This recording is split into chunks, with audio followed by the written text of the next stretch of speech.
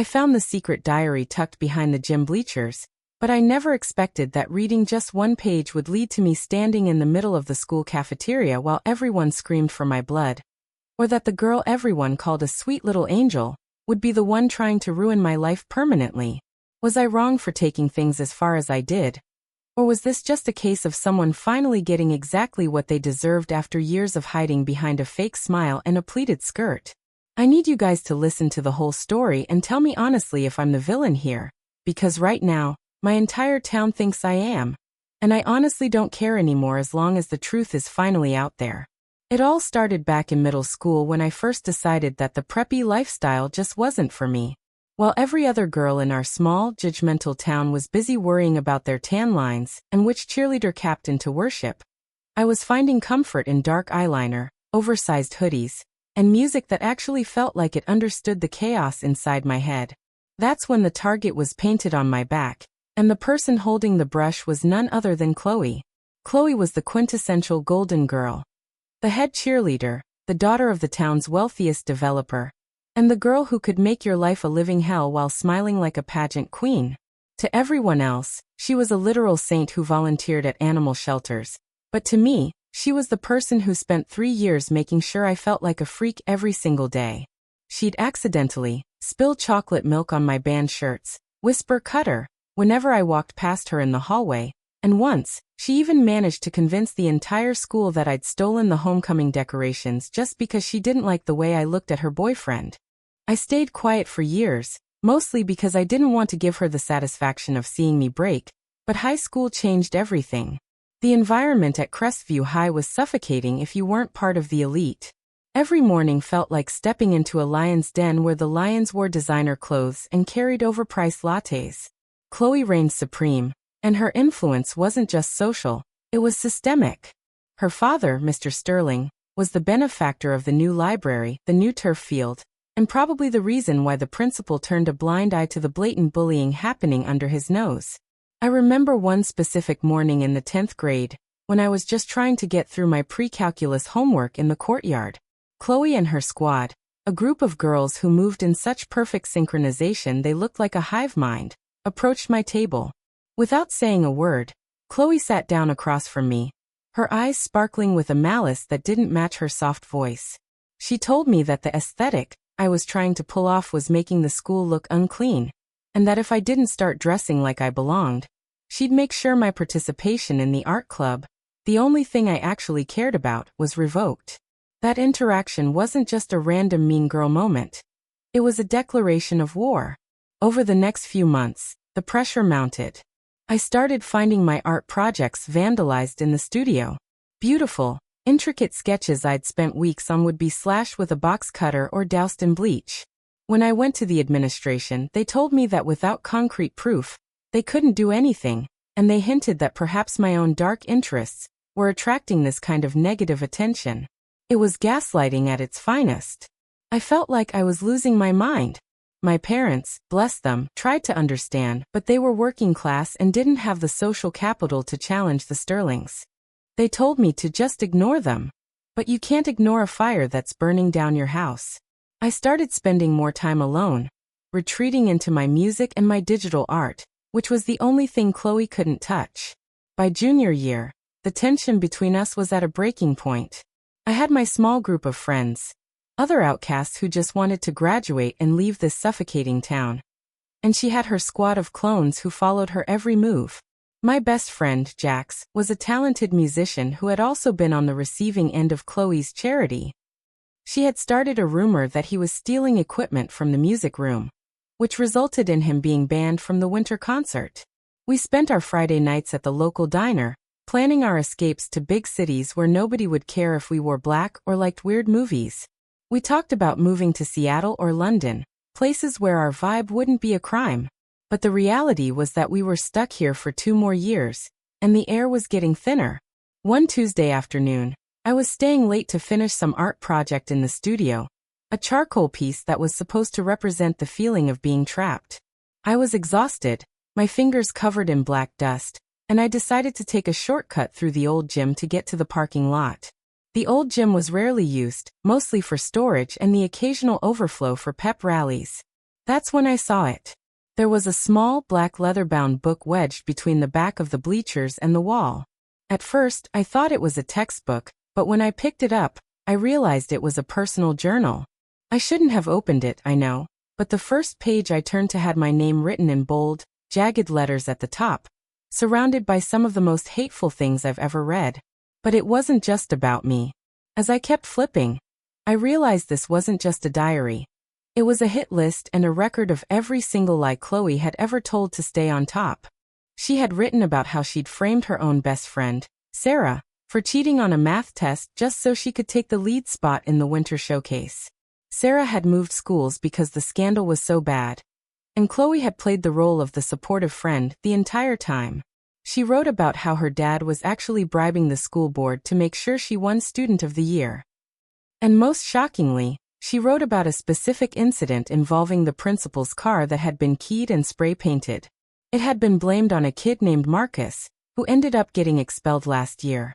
Chloe wrote about how she'd done it because Marcus had seen her and her boyfriend drinking in the parking lot, and she needed to discredit him before he could talk. I felt sick to my stomach. This girl wasn't just a bully. She was a sociopath who was systematically destroying lives to keep her perfect reputation. The diary was a goldmine of corruption. She detailed how she manipulated teachers, how she used her father's influence to get her way, and even how she had a grading system for the boys in our class based on their social status, and how much they could benefit her image. It was cold, calculated, and terrifying. I spent that entire night in my room, the diary spread out on my desk, reading every single entry. I felt like I was looking into the soul of a monster. Every time I thought I'd reached the worst of it, I'd turn the page and find something even more heinous. She had logs of passwords for other people's social media accounts, notes on which teachers had secrets she could use as leverage, and even a burn book section that would make the movie version look like a nursery rhyme.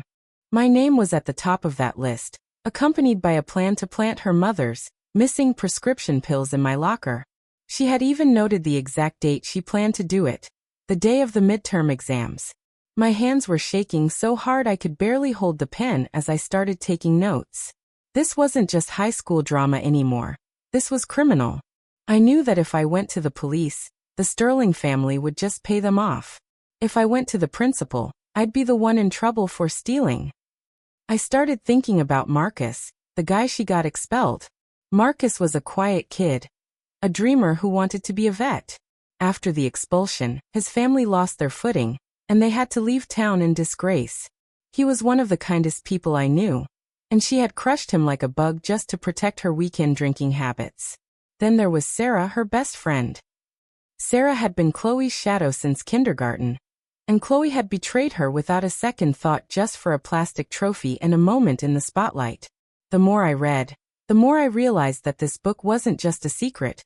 It was a weapon. And for the first time in my life, I was the one holding the trigger. For a week I didn't do anything. I kept the book hidden under my mattress, my heart racing every time I saw Chloe in the halls. She seemed more aggressive than ever, probably because she realized she'd lost her black book. She was frantic, her eyes darting around the hallways, her usual composure slipping. She began lashing out at her own squad, accusing them of stealing from her. The cracks in the porcelain were starting to show. She cornered me in the girls' bathroom on Friday and told me that if I didn't stop creeping around, she'd make sure my parents found out about the drugs she was planning to plant in my locker. She actually had the audacity to say it to my face, thinking I was still the same scared girl I was in 9th grade. She didn't realize that I knew her move before she even made it. That was the moment I realized I couldn't just sit on this information anymore. She was planning to destroy me for good, and I was holding the only thing that could stop her. But I knew if I just handed the book to the principal, she'd find a way to spin it. Her dad practically owned the school board, and they'd probably just say I stole it and forged the entries. I had to be smarter. I had to make sure that when she fell in front of everyone, where no amount of money or daddy's influence could save her. I started planning with Jax.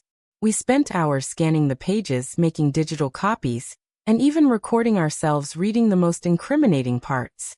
We even found a way to sync her written confessions with the dates of the actual events that happened at school. We spent long nights in Jax's basement, surrounded by laptops and energy drinks, feeling like we were hacking the Pentagon. We knew we had to be perfect. If there was one slip-up, one error in the files, the Sterlings would use it to claim the whole thing was a hoax. We even went so far as to cross-reference her entries with school security logs that I managed to access during my tech assistant shifts. Everything lined up. The car keying happened at 4:15 p.m. on a Tuesday. Chloe's diary entry for that night said, Marcus looked so pathetic when he saw his name on the report. 4:15 was the perfect time. Everyone was at practice. It was an airtight case of social and legal destruction.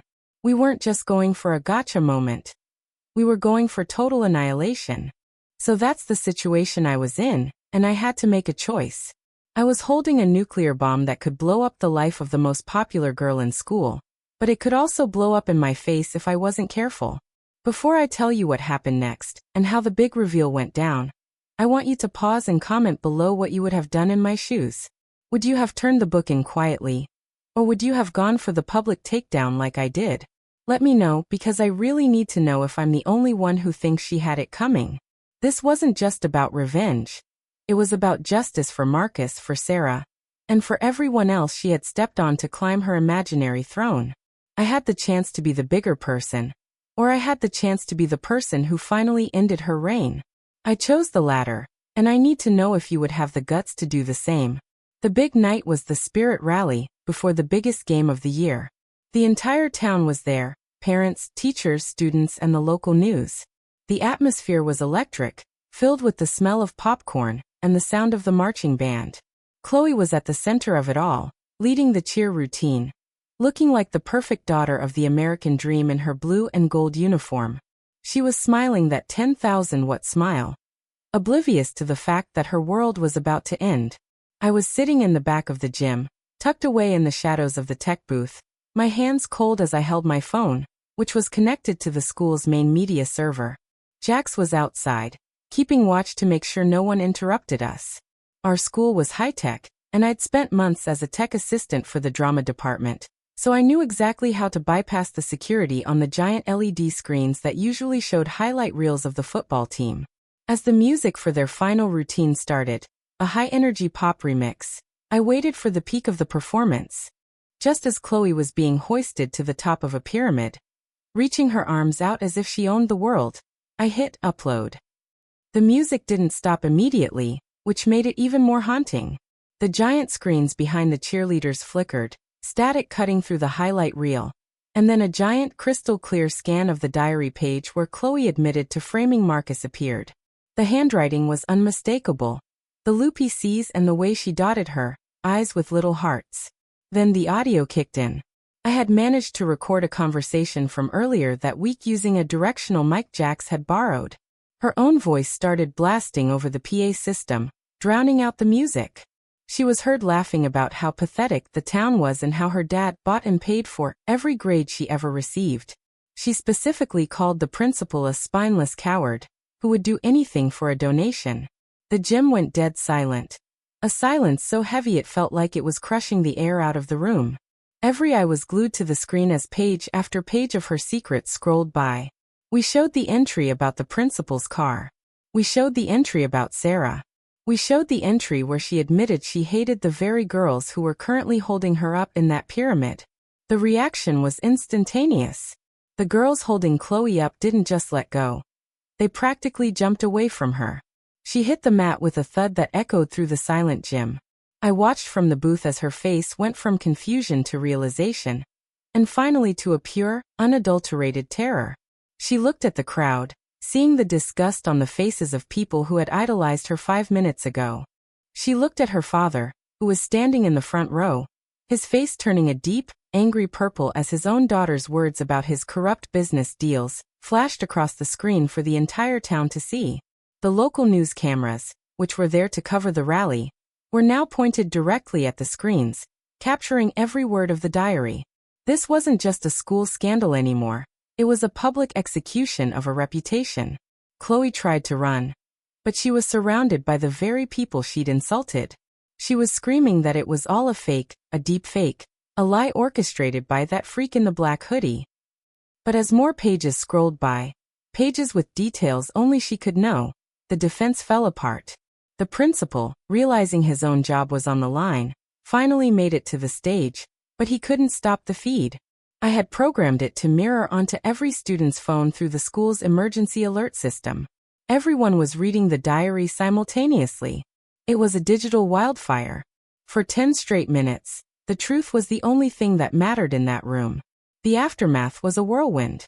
Within 24 hours, the local news had picked up the story. The Sterling family tried to sue the school for the security breach, but they were quickly hit with a countersuit from Marcus's family for civil rights violations and defamation.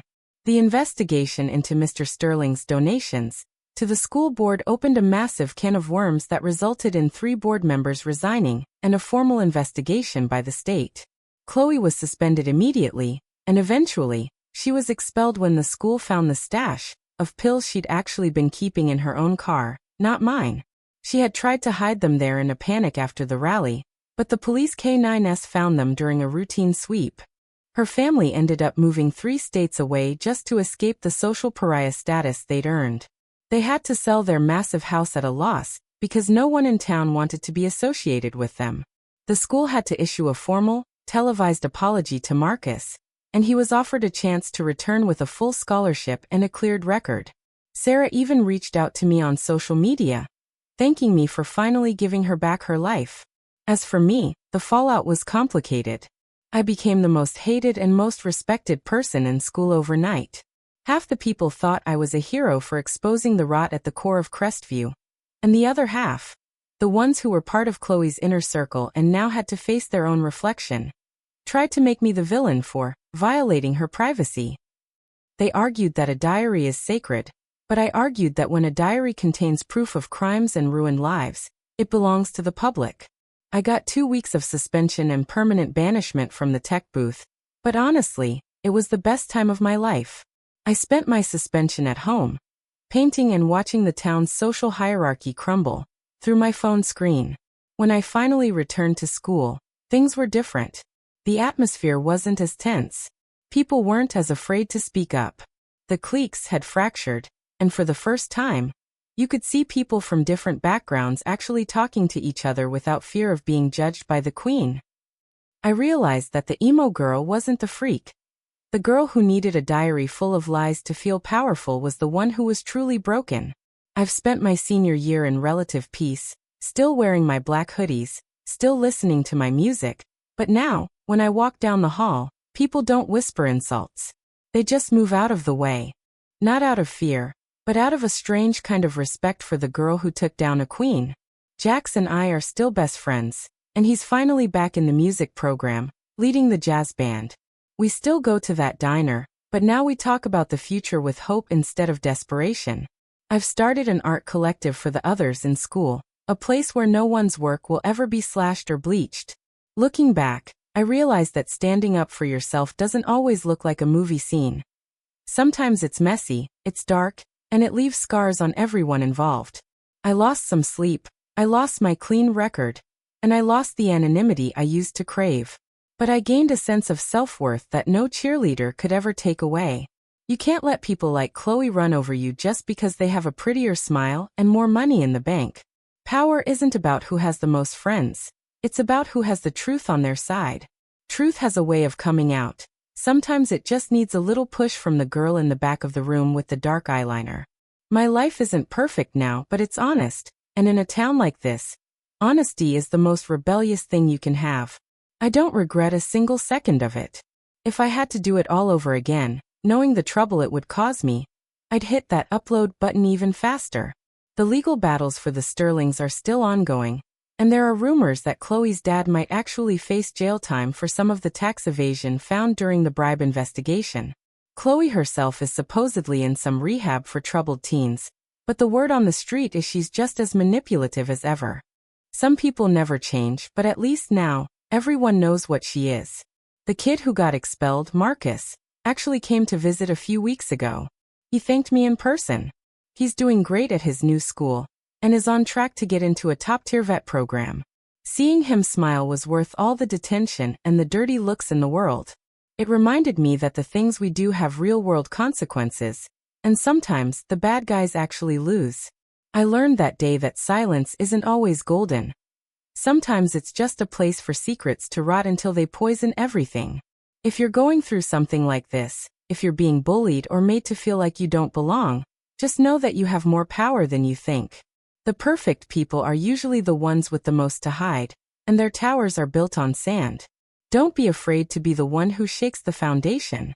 It might be scary, and you might get some dirt on you, but the view from the other side is worth it. Like this video if you were on my side and think Chloe got what she deserved after years of terrorizing people. If you think I went too far by humiliating her in front of the whole town and potentially ruining her family's life, subscribe and tell me why in the comments. I'm curious to see if anyone actually thinks she was the victim here. Share your final thoughts on this whole mess in the comments section, because I'm still dealing with the fallout and I'd love to hear your perspective on whether the punishment fit the crime. I'll see you all in the next story.